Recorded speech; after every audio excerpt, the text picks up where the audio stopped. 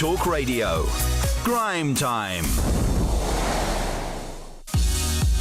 At 6:34, let me bring in Darren Grimes. And Darren, look, the Culture Secretary, Oliver Dowden, has announced what he says is going to be a genuine debate over our public service broadcasters, including the BBC and Channel 4. So today, Darren, I want you to imagine that you're in charge of shaking up public broadcasting in this country. What do you want to see happen? Oh, well, listen, Dan, there's only one thing to do here, isn't there? And that's to actually make the BBC be good value for money, which you can only do by removing the coercive funding model from the chai latte-sipping, kale-munching BBC liberals, right?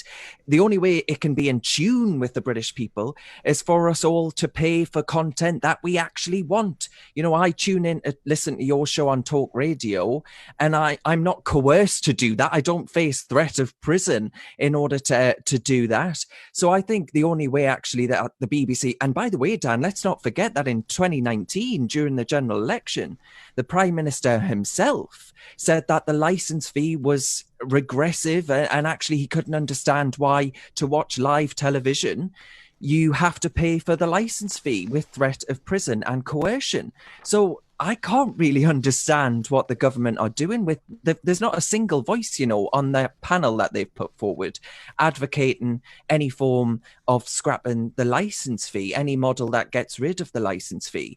And I think the only way to bring the BBC, one, into the 21st century, but two, more in touch with the British people, is to actually scrap the funding model.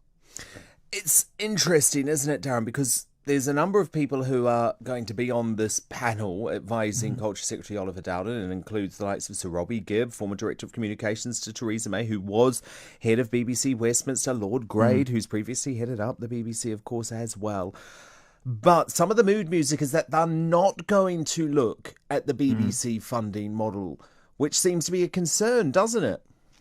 Well, absolutely. Because what's happened, Dan, right? The person that we voted for, he's, as I say, seemed to recognise that it's ridiculous that if I want to watch Newcastle United get thrashed on Sky Sports, I have to pay the BBC for a licence fee or face prison.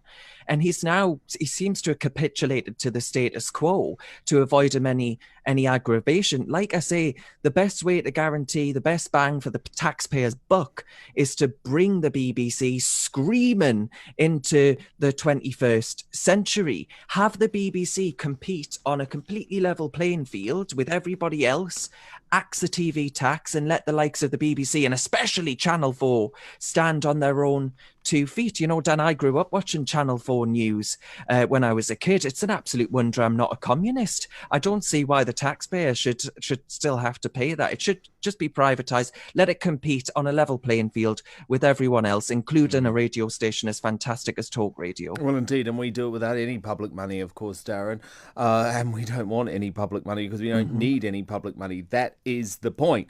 Now, it's interesting because Oliver Dowden, the Culture Secretary, says that this new body won't just tiptoe around the edges, but will drill right down into the current system and how it operates. I hope so.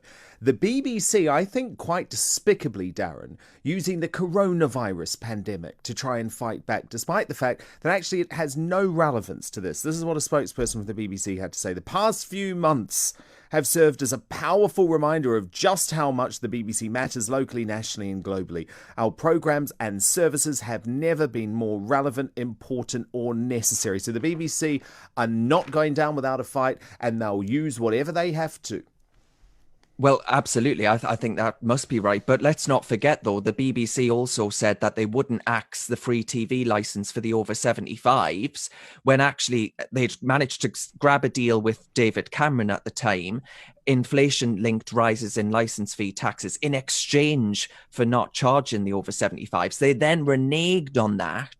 And this strikes me as the BBC just looking for another opportunity to penny pinch, because they recognise it's my generation, Dan, that aren't going to pay the licence fee anymore. So they've got to look for other ways that they can keep going and keep extracting as much money from us as possible. The BBC isn't good value for money.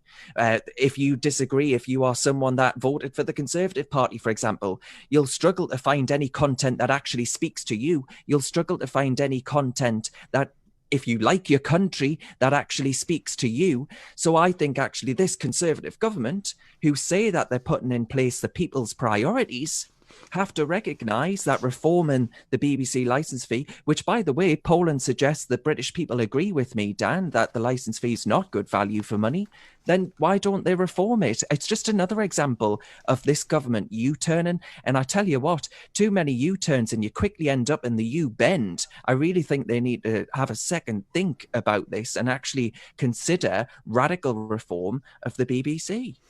Darren, it's not just the BBC though either, is it? Because this review is also going to look at Channel 4. And Darren Grimes, I cannot understand why to this day the public owns Channel 4 when this is a politically motivated organisation. It's a failing organisation. It's an organisation that no one particularly wants. The government needs to grow some muscle here and sell the damn thing, because this is the final chance to do so. Absolutely. I mean, if you consider things like the BBC World Service, there is perhaps an argument for that to still exist, perhaps with some support from the taxpayer in the future, because that actually does a lot for Britain's soft power around the world. But Channel 4, I mean, no one can really look either of us in the eye, Dan, and tell that there's any reason why in 2020, in the age of Netflix and Amazon, that we should own Channel 4. We should own an activist broadcaster that seems to do all it can to oppose our vote for Brexit and our vote for this Conservative government. There is no excuse. That should have been sold off and the taxpayer pockets the £1 billion at a time when people have been propelled into financial misery and squalor, Dan. It does not make sense for the taxpayer that own Channel 4 at all. Darren Grimes with this week's Grime Time. Thank you so much, Darren.